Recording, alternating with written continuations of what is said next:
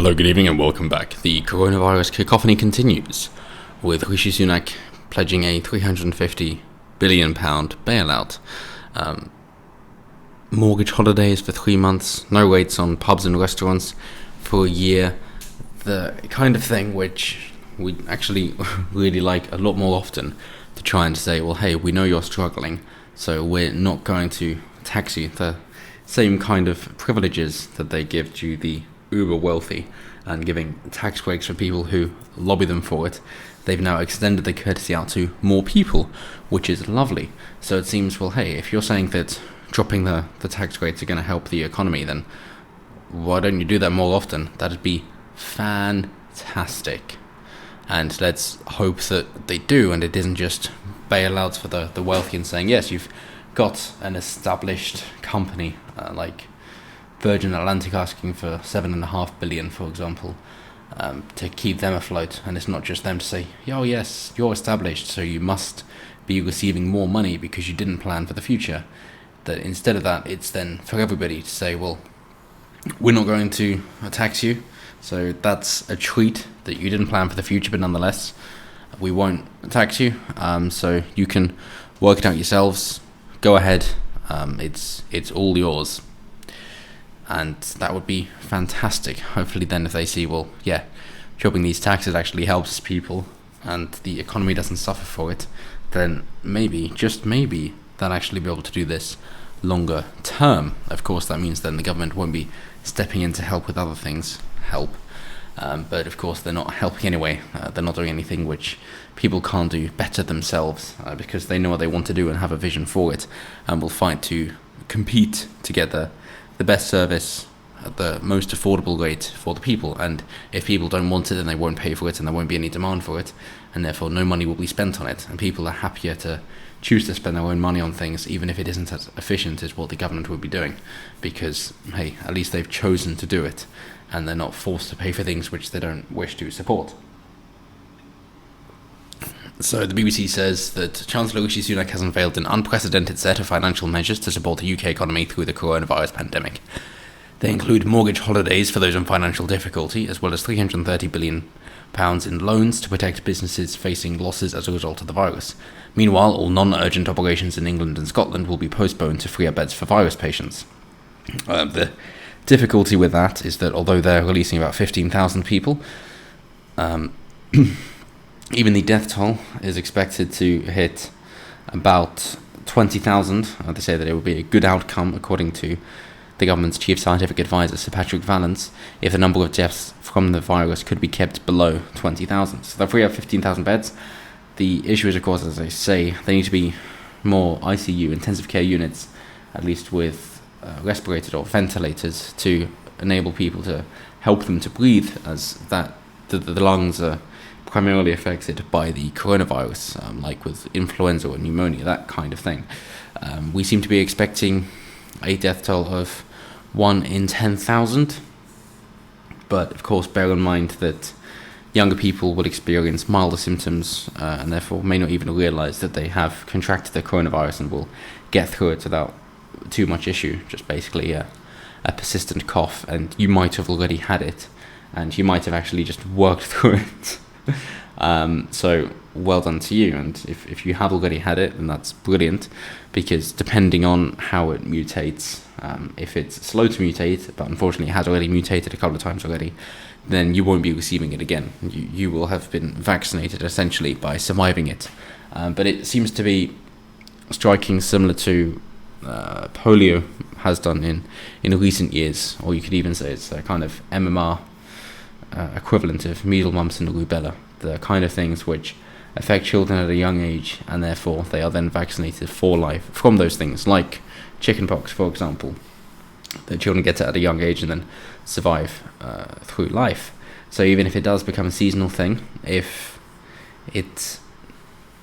the mutations aren't that severe, then people will survive it, and it'll just be like the normal rhinovirus or cold. On top of that, given that young people are surviving it much more, that does mean, unfortunately, that they are carriers for older people, so that young people, like with SARS, won't necessarily know that they have it or MERS, but will be passing it on to their older relatives or their teachers or the adults. Similar thing with SARS or MERS, I forget which one exactly, that you'd be able to notice if at a school, in a school class, that the young children have the illness, because the families, the parents, will be reporting the illnesses, meanwhile that the children are getting by without any noticeable symptoms, but they will just be passing it on to people who are worse affected, and the same seems to be here as well. So for the old people, it's keep yourself at home so that you're not at risk of contracting the virus, and then for the younger people, it's keep yourself at home so that you're not spreading it to anybody else. At this point, it seems pretty likely, though, that the vast majority, about 80% of people in the UK, will contract it in one form or another, and hopefully it is slow enough to spread that maybe a vaccine or a cure will be developed by the time it gets more serious, or people's immune systems will have been able to fight against it so that people can spread on that immunity as well, in a similar way to how having a romantic partner and kissing on a regular basis and using that saliva exchange, for want of a better word, helps to fight off the common cold, because you share your antigens as well as the antibodies, and therefore can help to enable each other to recover faster by using both your immune systems in concurrence with each other. So, back to the topic in hand of them saying that they want to give out some more money. The Chancellor said the £330 billion in loans, equivalent to 15% of GDP, would be available from next week to help businesses pay for supplies, rent and salaries. Other measures to be put in place include extended business rate relief and a 3-month mortgage holiday for people in financial difficulty as a result of the virus. Boris Johnson says, "We must act like any wartime government and do whatever it takes to support our economy." Meanwhile, Labour Shadow Chancellor John McCommunist said there was nothing in the statement to protect renters, although Mr Sunak said measures would be announced in the coming days. If you are renting, you don't have to, of course, be concerned about unexpected costs of something happening to your home, because that would be covered by the landlord. But at this point, I think it's safe to say everybody's in the same boat. So let's all pull together in a more communal effort, and I'm sure we'll all be much better off for it. Let's try and use this time of difficulty in order to establish greater community connections, which will do us all much better for health and well-being, as well as mental well-being, during the troubles and afterwards. McCommunist also called for statutory sick pay to be increased and for those losing their jobs to be given some support. The issue here is, of course, who is then paying for it, and if we're all in it together, then that's fair enough, but then you wouldn't need the government to step in. It would just be things given by either your employer or your community. If everybody is understanding the situation you find yourselves in, they're not going to be so demanding, and if you're a good employee, then your employer is going to do their best to try and keep you with them as much as possible. And unions raised concerns that no measures were announced to help freelancers and people working in the so-called gig economy. Yes, in which case that is just down to being able to adapt and find different ways to do what it is that you need to do. It might be a time to develop your online presence. The difficulty, though, is that mobile networks are going down because people are working from home more. But nonetheless, in that month that hopefully you've got enough saved expenses, that you are able to develop those skills and try out other things. It might be a very simple thing of just stocking up on flour and sugar and eggs and then just baking, and then going around to the people near you and selling off your baked goods in order to recuperate your costs and just enable you to get by for the month. And if it goes well, then you can open up your own bakery, and if it doesn't, then fair enough, at least you've just been able to keep afloat. It could be helping out people with bicycles if you're more of a bicycle repair person, but whatever it is, it's just a thing of being proactive in order to go out and help people, however it might be, and they will be reciprocal, most likely. And it might not be money then. You might decide to go down to a barter exchange if people don't have money, but they have something that is worthwhile. So it could be you fix their car and they give you their bicycle, if you will. And then that works for you. Either because you want a bicycle or you use that for parts in order to fix other bicycles, and then they'll give you other things like food, maybe. Whatever it might be, that will definitely help. Or you could then help your landlord out with whatever issues they have. So that saves them costs, because you can't earn money at the moment, so you're just going to save them costs, and they're going to pass those savings on to you, so you don't have to worry about rent, and they don't have to worry about shelling out the expense. Whatever it might be, in a time of difficulty, there are many, many opportunities. As they say, that the hard times make strong men, which make easy times, which make soft men.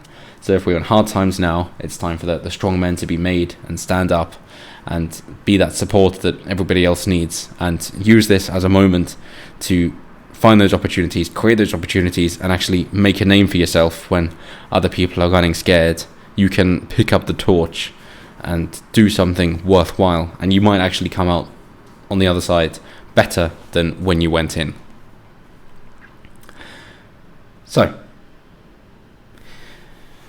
with the NHS, the emergency policy to free up 30,000 beds will be in place for at least 3 months. However, cancer operations will continue to go ahead. The health system in England has about 7,000 ventilators, and there are plans to increase this to 12,000. British engineering firms have been called on to switch to making medical ventilators to help efforts to cope with the virus, which causes the disease COVID-19. The government set out emergency legislation before MPs in the Commons to tackle the outbreak, including measures giving powers to police and immigration officers to detain people and put them in isolation to protect public health.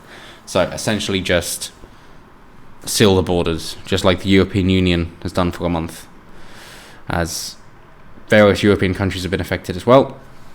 Various sport events have been delayed for months or a year, and concerned about the democratic primary voting, that you won't have any in-person voting, so it'll have to be either postal or online. Good luck with that.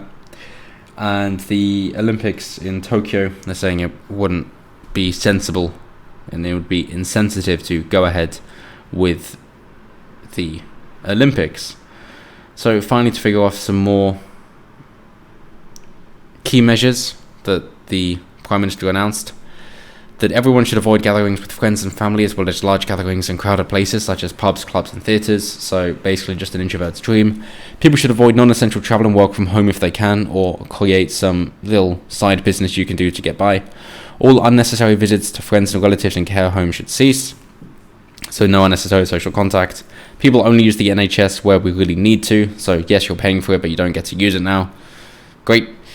It's now a charity, but we knew that from the beginning anyway. By next weekend, those with most serious health conditions must be largely shielded from social contact for around 12 weeks. So stock up for 3 months. If one person in any household has the symptoms, all of you stay at home for 2 weeks, and avoid leaving the house even to buy food or essentials, but you can for exercise, and in that case at a safe distance from others. So, like I said before, go enjoy nature. Other places closed, like Centre Parks. Gatwick Airport has terminated 200 staff members to try and protect the business. Nissan has suspended production, which employs 7,000 people. And you might be thinking, well, I want to go out because there are things to see. Well, there aren't, because the Royal Albert Hall and the British Museum are among the latest cultural venues to close their doors, following theatres, museums and most cinemas. Like View Cinema as well, they've closed theirs recently as well. And even church services, except for weddings and funerals, have been suspended until further notice. The only upside of things not closing is Amazon, and they're being told to do overtime to tackle huge demand. So that's nice. And I believe online supermarkets, or supermarkets with deliveries like Waitrose, I think it's either Waitrose or Morrison's, which is trying to recruit 3,000 more drivers in order to get those deliveries there because of the very high demand. So there are opportunities there as well. Do deliveries. Basically just go around to people, because people don't want to leave their home. If you can do that, then you're going to make a killing. You're going to make so many people happy, and they're going to respond with their happiness through a reward of some sort, whether that be financial or just something around that home that can help make your life easier and reward you for taking the initiative and going out during the month of difficulty. So take the initiative, do something worthwhile. The UK's mobile networks are experiencing problems anyway, so the human interaction will be much more reliable than a faulty internet connection. So go do that, make a name for yourself, but most of all, keep yourself safe. And until next time, have a good one.